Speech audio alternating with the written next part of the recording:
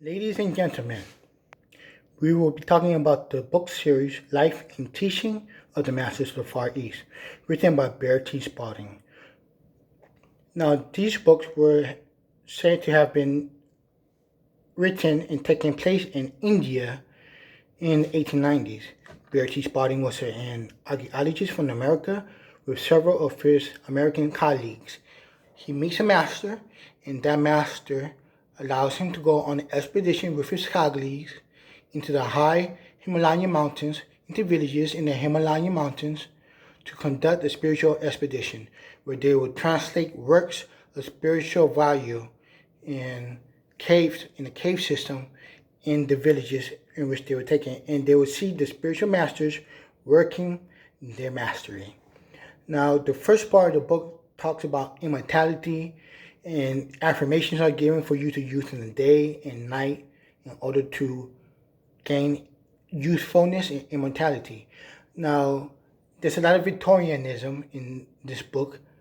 Not saying it's good or bad, but for instance, the book said you must be a celibate in order to be an immortal. Now, people were raised from the dead, and this is the lines that they spoke in the book. And there are several masters who talk about immortality and usefulness. And there are masters such as Jesus and Buddha, and even Pontius Pilate makes a brief interloping in this book. And for instance, there's a Taoist master who shakes mountains just by thinking about it.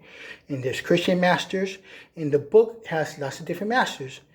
And it's very interesting to read spirituality from this tilt, from the fictional tilt. Lots of people believe it to be fiction.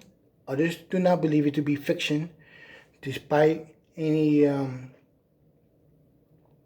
evidence of proof, or whether or not it is not fiction. But I would say it's entertaining and it's interesting and really gets your mind working about the whole spiritual aspect and metaphysical aspect and how far it can be taken. Now, there's six books in the series. The first three are fiction, or the story, and the last three are teachings. The first book is a teaching. The fifth book is for students, and the sixth book is basically a behind-the-scenes access of, did Bear T. Spalding really go to India, or are these books really true? And I'm just going to leave that, or whether or not it's true or not, to the viewer here. Pick up those books, read them. They're on Kindle. There are paperback books still being published by the original publisher, Divorce, Devorss. And have a good read. Thank you very much, ladies and gentlemen. Goodbye.